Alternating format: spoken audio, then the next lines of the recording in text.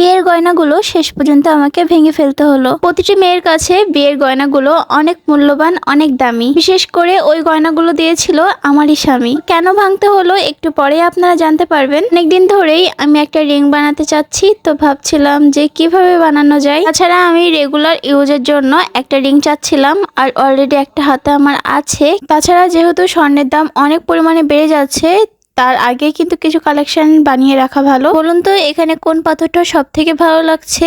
আমিও যেটা ভাবছি সেটাও কি আপনারা ভাবছেন?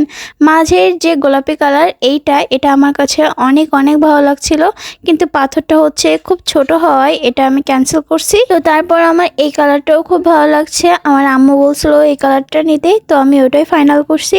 আর এখানে কিন্তু আরো কিছু কালেকশন ছিল, আমার সবগুলোই ভালো লাগছিল, কিন্তু হাতে যেটা মানাচ্ছে আমি সেটাই ইউজ করছি, মানে ইউজ করার জন্য বানাতে দিয়েছি। চলুন দেখে নিই আমি কোন কোন স্বর্ণের জিনিসগুলো ভাঙতে চাচ্ছি। আমার বিয়েটা হয়েছিল খুব সাধারণ ভাবেই, এক কথায় ধরা বিয়ে বলতে পারেন। আর আমার বিয়েটা ধরা বিয়ে হওয়ার কারণ হচ্ছে আমার বয়স তখন খুব অল্প ছিল। আমার স্বামী আমাকে যেটুকু দিয়েছে সেটুকুই আলহামদুলিল্লাহ। স্বর্ণগুলো ভাঙার একটাই কারণ হচ্ছে এই স্বর্ণগুলো আমি পরতে পারি না। এই কানের দুলগুলো পরতে গেলে আমার কানে প্রচুর ফোটে, মানে কোনোদিন আমি ইউজ করতে পারিনি। আংটিটা আমি হচ্ছে বাকিয়ে ফেলছি, তো এজন্য ভাবলাম সবগুলো ভেঙে একটা নতুন সুন্দর আংটি করি। 22 ক্যারেট স্বর্ণের সর্বোচ্চ দাম হয়েছিল কিন্তু 1,44,000 টাকা, সেটা আজ কমে গিয়েছে প্রায় 1,34,000 টাকা হয়েছে। অনেকদিন ধরে ভাবছি যে হাতে একটা ব্রেসলেট কিংবা রিং বানাবো, তো আজকে সেই মনের ইচ্ছাটা পূরণ হয়ে গেল। বানাতে কিছুদিন টাইম লাগবে, তো ফাইনাল লুকটা অবশ্যই আপনাদের সাথে শেয়ার করা হবে যে আমার রিংটা কেমন হয়েছে। তারপর চলে যাচ্ছে একটু মার্কেটের দিকে, সাতক্ষীরায় আসবো আর একটু মার্কেট থেকে ঘুরে আসবো না তা কি হয়। এই মাঝে আমি আপনাদের সাথে কিছু কথা বলে ফেলি। আপনারা কিন্তু অনেকে আমার ভিডিও দেখেন কিন্তু আমার চ্যানেলটা ফলো করেন না। আপনাদের কাছে অনুরোধ আমার পেজটিকে ফলো করে দেবেন আর লাইক কমেন্ট শেয়ার করে দেবেন, তাহলে আমি আরো নতুন নতুন ভিডিও দেওয়ার অনুপ্রেরণা পাই। যারা যারা এখনই আমার পেজটিকে ফলো করে দিয়েছেন তাদেরকে অসংখ্য অসংখ্য ধন্যবাদ। কিছু দূর আমরা ভ্যান পর্যন্ত গিয়েছিলাম, তারপর আমরা হাঁটতে হাঁটতেই চলে যাচ্ছি আমাদের গন্তব্যস্থলে। আমি আদেও জানি না যে আমার আম্মু কোথায় যাচ্ছে। তো প্রথমে এই দোকানটা চোখে পড়লো, এখানে কিন্তু অনেক সুন্দর সুন্দর কসমেটিক পাওয়া যায়। একটা কথা বলে রাখি, আমার আম্মু কিন্তু টেলার্সের কাজ জানি, তো আমাদের সব জামা কাপড় প্রায় সব আমার আম্মুই মেক করে থাকে। তো আম্মু এখান থেকে কিছু সুতা বাছাই করছে, আর এরই মাঝে আমি কিছু লেস দেখছিলাম যে কোনো লেস চোখের সামনে পড়ে কিনা। ইতিমধ্যেই কিন্তু আমি দুইটা লেস নিয়ে নিয়েছি, দেখুন তো কেমন হয়েছে। একটা নিয়েছি পার্পল কালার আর একটা নিয়েছে হচ্ছে ব্ল্যাক কালারের ভিতর। ইদানিং খুব মানে অনলাইনে দেখছি যে জামাগুলো লেস দিয়ে মেক করা, তো সেরকমই একটা জামা মেক করার চেষ্টা করব। প্রথমত আমার লেস খুব একটা বেশি পছন্দ না, কিন্তু অনলাইনে দেখি তারা কি সুন্দর করে লেস দিয়ে জামা মেক করে, তো আমিও ভাবলাম একটা কেন না করা যায়। সেখান থেকে আমার আম্মা এটা কেউচি খুঁজছিল, কিন্তু তাদের দোকানে অ্যাভেলেবেল ছিল না বলে তারা অন্য একটা দোকানে আমাদের পাঠিয়ে দেয়। এখান থেকে আম্মু এই কেউচিটা দেখছিল, এটার ধার কিন্তু অনেক ছিল, সাইজে হচ্ছে স্মল। খুব তাড়াতাড়ি এখান থেকে কাজ মিটিয়ে আমরা এবার অন্যদিকে চলে যাব। এবারও জানি না যে আমার আম্মু কোথায় যাচ্ছে, তো কিছুতে যাওয়ার পরে বুঝলাম যে আম্মু এখন যাচ্ছে হচ্ছে জোনাকি স্টোরে। এখান থেকে আমার আম্মুর কিছু প্রয়োজনীয় জিনিস কিনে আমরা আবারও এখান থেকে বের হয়ে পড়লাম খুব তাড়াতাড়ি। আবারও কিছু দূর হাঁটছি, তারপর যেতে যেতে একটা বড় মাস্কের দোকান পেলাম।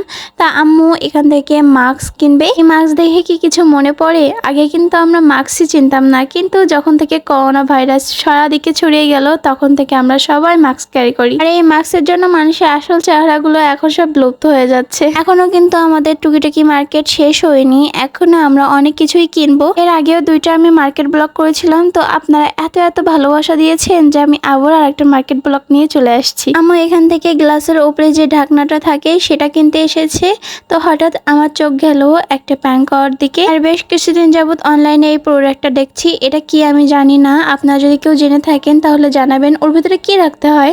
তারপর এটার কথা বলছিলাম, এটাতে চা কিংবা দুধ গরম সব কিছুই করা যাবে।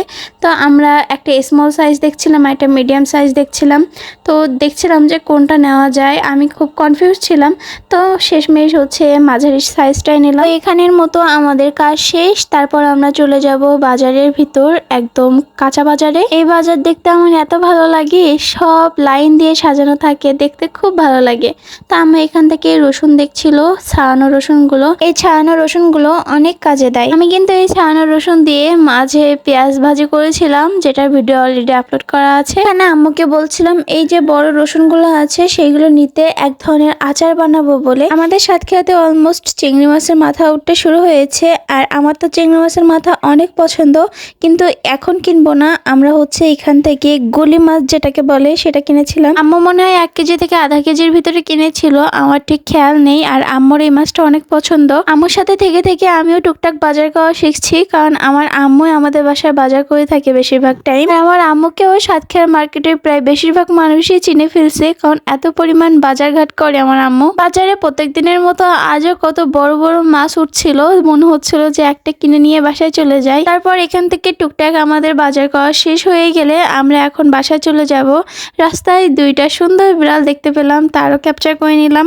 তো এখন কিন্তু আমরা বাসায় চলে যাচ্ছি। আর যেতে যেতে এত সুন্দর আকাশ দেখে মনে হলো আপনাদের সাথেও শেয়ার করি। এখন লাইটের জন্য হয়তো দেখা যাচ্ছে না, কিন্তু দেখুন আকাশটা কত কমলা বা লাল কালার হয়ে আছে। আমি কিন্তু এখানেই শেষ করছি। আপনাদের সাথে দেখা হবে আবারও একটি নেক্সট ব্লগে। আপনারা সবাই ভালো থাকবেন আর আমার পেজটিকে ফলো করে দেবেন। আল্লাহ হাফেজ।